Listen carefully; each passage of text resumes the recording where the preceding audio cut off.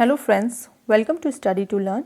आज के सेशन में हम डिस्कस करने वाले हैं भारतीय इतिहास का जो नेक्स्ट टॉपिक है 15वीं व 16वीं सदी का जो धार्मिक आंदोलन, जो हमने इससे पिछली वाली क्लास में भी डिस्कस किया था। तो हमने उसमें भक्ति आंदोलन को देखा था।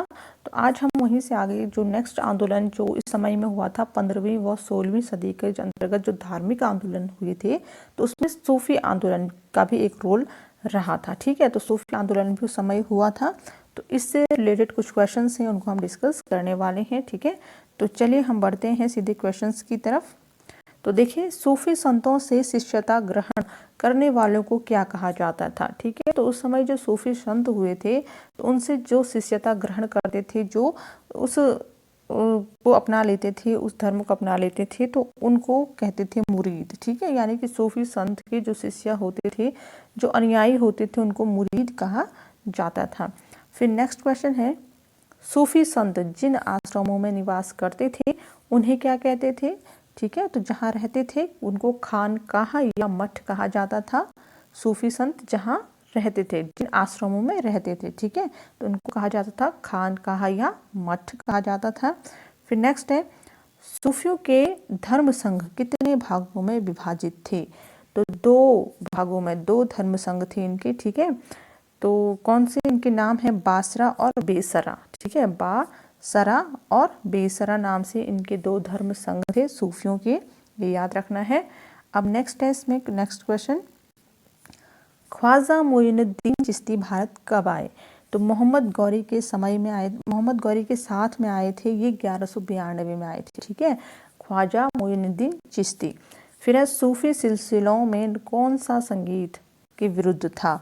ठीक है, तो जो सूफी सिलसिले थे, जो सूफी गाने होते थे, ठीक है, उनके संगीत में वो किसके विरुद्ध था, तो वो नक्शबंदी। ठीक है, नक्शबंदी के संबंध में वो था।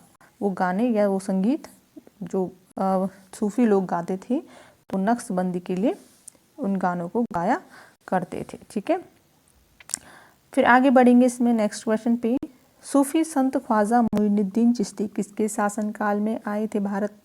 तो ये आए थे पृथ्वीराज चौहान के। ठीक है, पृथ्वीराज चौहान के समय में जब पृथ्वीराज का शासन था भारत में, तो सूफी जो संत थे ख्वाजा मोइनुद्दीन चिश्ती, तो ये भारत में आए थे। फिर चिश्ती परंपरा का मुख्य केंद्र कहाँ था, तो अजमेर में था। ठीक है, ये जो परंपरा थी चिश्ती, तो ये अजमेर में इसका केंद्र था, मुख्य केंद्र। फिर नेक्स्ट है, बाबा फरीद की रचनाएं किस ग्रंथ में शामिल हैं। तो ये गुरु ग्रंथ साहिब में ये जो रचनाएं हैं वो हैं। ठीक है, भी शामिल हैं बाबा फरीद की जो रचनाएं हैं, जो कविताएं हैं, जो उन्होंने खुद से लिखी थी। ठीक है, तो ये गुरु ग्रंथ साहिब के जो भी ग्रंथ है उसमें हैं। फिर है, बाबा फरीद के प्रमुख शिष्य कौन थे। तो निजामुद्दीन औलिया और अलाउद्दीन साबिर, ये 2 मुख्य शिष्य थे बाबा फरीद के।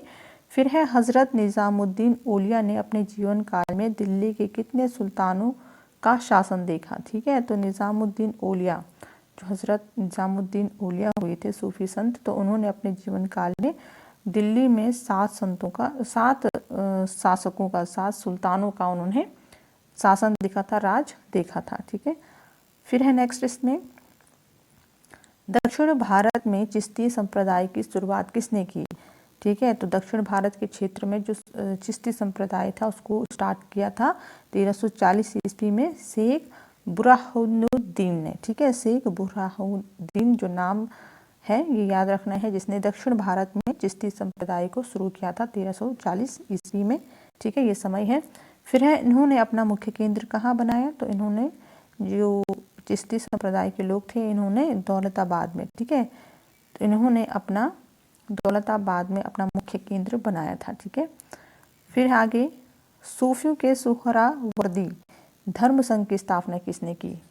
तो सूफियों का जो सुहरावर्दी धर्म संघ था उसकी स्थापना शेख शिहाबुद्दीन उमर सुहरावर्दी ने की थी। ठीक है, शेख शिहाबुद्दीन उमर सुहरावर्दी ने की थी। ठीक है, ये एक ही नाम है पूरा। तो इन्होंने की थी सुहरावर्दी धर्म संघ की स्थापना। फिर आगे है, सुहरावर्दी के सुदृढ़ संचालन का श्रेय किसको है। ठीक है, तो ये है शेख बहरुद्दीन जकारिया को। फिर नेक्स्ट क्वेश्चन है, सुहरावर्दी के मुख्य केंद्र कौन से थे? तो सिंध एवं मुल्तान थे। ठीक है, सोहरावर्दी के मुख्य जो केंद्र थे। ठीक है, फिर है सतारी सिलसिले की स्थापना किसने की? तो ये की शेख अब्दुल्ला सतारी ने। ठीक है, सतारी सिलसिले यानी कि आप सतारी से भी याद रख सकते हैं कि सतारी सिलसिला जो शुरू किया था या स्थापना जिसने की थी तो वो शेख अब्दुल्ला सतारी ने की थी। और इनका जो मुख्य केंद्र था, ठीक है, शेख अब्दुल्ला सतारी ने जो सतारी सिलसिले की स्थापना की थी तो इसका जो मुख्य केंद्र बना था वो बिहार में बनाया गया था। फिर है आगे, कादरी धर्म संघ की स्थापना किसने की? तो ये बगदाद में सैयद अब्दुल कादिर अल जिलानी। ठीक है, बगदाद में की थी सैयद अब्दुल कादिर अल जिलानी ने कादरी धर्म संघ की स्थापना की थी। ठीक है, इनके नाम से ही इन संघों के नाम आप नोटिस करेंगे तो इनके नाम से ही ये जो संघ थे वो चलाए गए थे या इनकी स्थापना की गई थी। ठीक है, फिर भारत में कादरी धर्म संघ के प्रवर्तक कौन थे? तो मोहम्मद गोश। ठीक है, भारत में कादरी धर्म संघ को जो प्रवर्तक थे, ठीक है, तो वो मोहम्मद गोश थे। फिर है शाहजहां का ज्येष्ठ पुत्र द्वारा किसका शिष्य था? ठीक है, शाहजहां का जो ज्येष्ठ पुत्र दारा था, नाम है दारा, वो किसका शिष्य था? तो ये कादरी सिलसिला के मुल्ल शाह का शिष्य था। फिर है नक्शबंदी धर्म संघ की स्थापना किसने की? तो ये ख्वाजा उबैदुल्ला ने। ठीक है, नक्शबंदी की स्थापना की थी। फिर नेक्स्ट क्वेश्चन है इसमें, भारत में नक्शबंदी धर्म संघ की स्थापना किसने की? तो ये ख्वाजा बकी बिल्लाह ने। भारत में जो नक्शबंदी धर्म संघ की स्थापना की थी वो किसने की थी? ख्वाजा बकी बिल्लाह ने। फिर नेक्स्ट है, कौन सा सूफी संत यह मानता था कि भक्ति संगीत ईश्वर के निकट पहुंचने का मार्ग है? ठीक है, यानी कि जो ईश्वर के जो संगीत होते हैं, भक्तों के संगीत, भक्ति संगीत जो होते हैं वो ईश्वर के निकट पहुंचने का मार्ग उन्होंने बताया था। ये मुइनुद्दीन चिश्ती ने बताया था।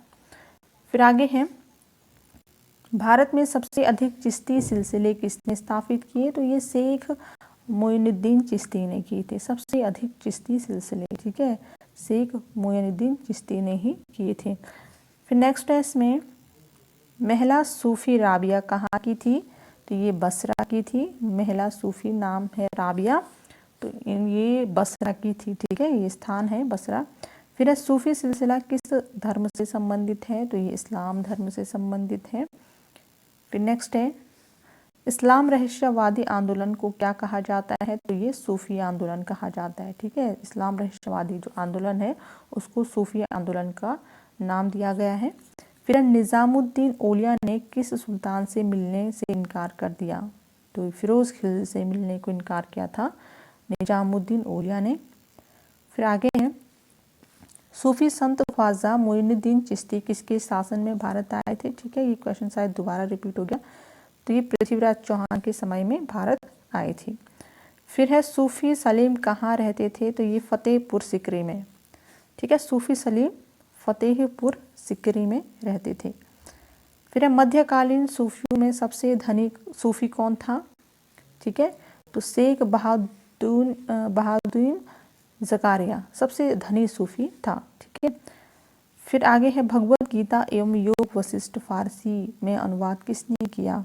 तो दारा सिकोह ने। ठीक है, भगवत गीता एवं योग वशिष्ठ ये जो ग्रंथ हैं इनको फारसी में अनुवाद किया था दारा सिकोह ने।